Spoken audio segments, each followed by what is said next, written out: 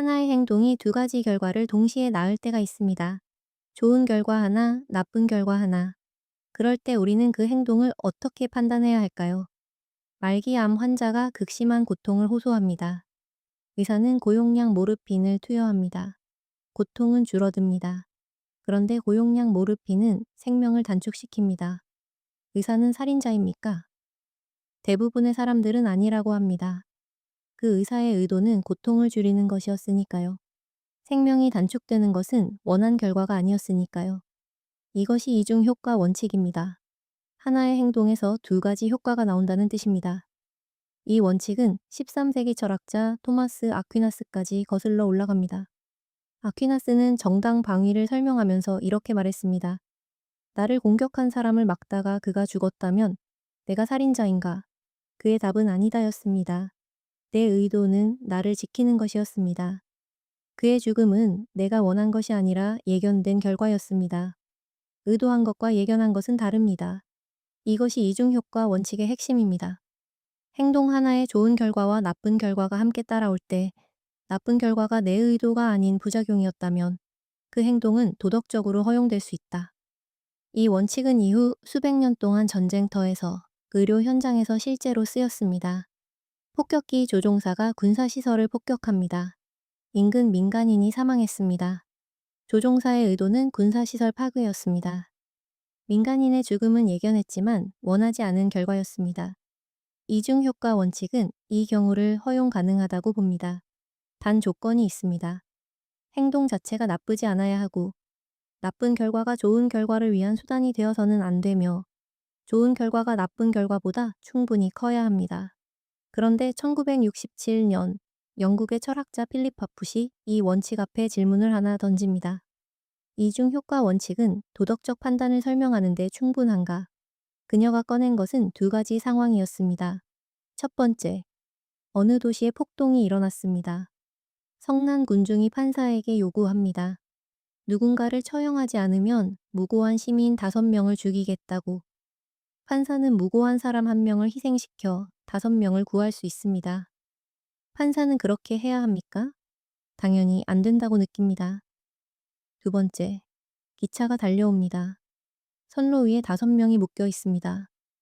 기차를 모는 운전자 옆에 레버가 있습니다. 당기면 선로가 바뀌고 다른 선로에 1명이 죽습니다. 레버를 당겨야 합니까? 대부분의 사람들은 당겨야 한다고 느낍니다. 이게 그 유명한 트롤리 딜레마입니다. 두 상황의 숫자는 같습니다. 1명이 죽고 5명이 삽니다. 그런데 우리의 판단은 전혀 다릅니다. 판사는 안 되고 트롤리는 된다. 왜 그럴까요? 풋의 답은 이중 효과 원칙이 아니었습니다. 더 근본적인 구분이 있다고 봤습니다.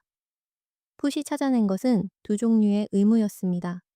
하나는 소극적 의무입니다. 해를 끼치지 말아야 할 의무, 하지 말아야 할 의무입니다. 다른 하나는 적극적 의무입니다. 도움을 줘야 할 의무, 해야 할 의무입니다. 예를 들어 보겠습니다. 길을 걷다가 연못에 빠진 아이를 봤습니다. 내가 밀어서 빠뜨린 게 아닙니다. 지나가다 우연히 발견했습니다. 구해야 합니까? 도덕적으로는 당연히 구해야 한다고 느낍니다. 그런데 구하지 않았다고 살인죄가 되지는 않습니다. 이것이 적극적 의무입니다. 해야 하지만 하지 않았을 때의 책임이 상대적으로 약합니다. 반면 내가 직접 그 아이를 연못에 밀어 넣었다면 이것은 완전히 다른 문제입니다. 이것이 소극적 의무입니다. 해서는 안 되는 것을 했을 때의 책임은 훨씬 무겁습니다. 풋의 결론은 이것입니다. 소극적 의무가 적극적 의무보다 강하다. 직접 해를 끼치지 말아야 할 의무가 도움을 줘야 할 의무보다 강하다. 그런데 풋은 여기서 한 가지를 더 짚습니다. 소극적 의무, 즉 직접 해를 끼치는 것이 금지된다고 할 때 직접이란 정확히 무엇을 뜻하는가? 풋의 구분은 이렇습니다. 내가 위험을 새로 만들어냈는가? 아니면 이미 존재하던 위험 안에서 선택한 것인가? 예를 들어 보겠습니다. 차를 몰다가 브레이크가 고장났습니다. 핸들을 꺾으면 1명이 죽고 그대로 가면 5명이 죽습니다.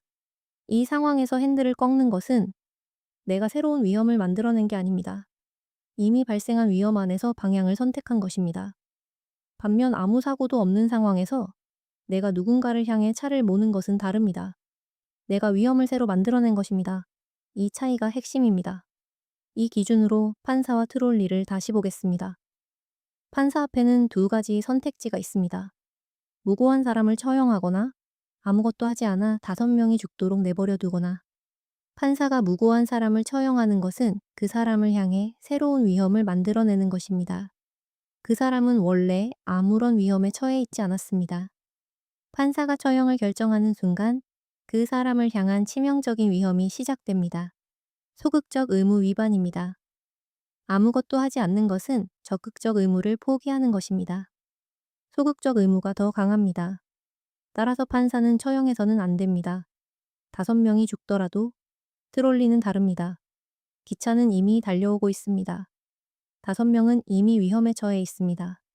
1명도 이미 선로 위에 있습니다. 레버를 당기는 것은 새로운 위험을 만들어내는 것이 아닙니다.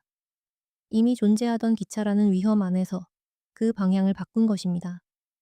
판사가 아무 위험이 없던 사람을 새로 위험에 빠뜨린 것과 다릅니다. 소극적 의무를 위반하지 않습니다. 따라서 레버를 당기는 것은 허용됩니다. 흔히 트롤리 딜레마를 공리주의로 접근합니다. 하지만 이를 처음 제안한 풋의 관심은 공리주의가 아니었습니다. 이중 효과 원칙의 한계를 짚고 소극적 의무와 적극적 의무라는 구분으로 트롤리를 설명하려 했던 것입니다.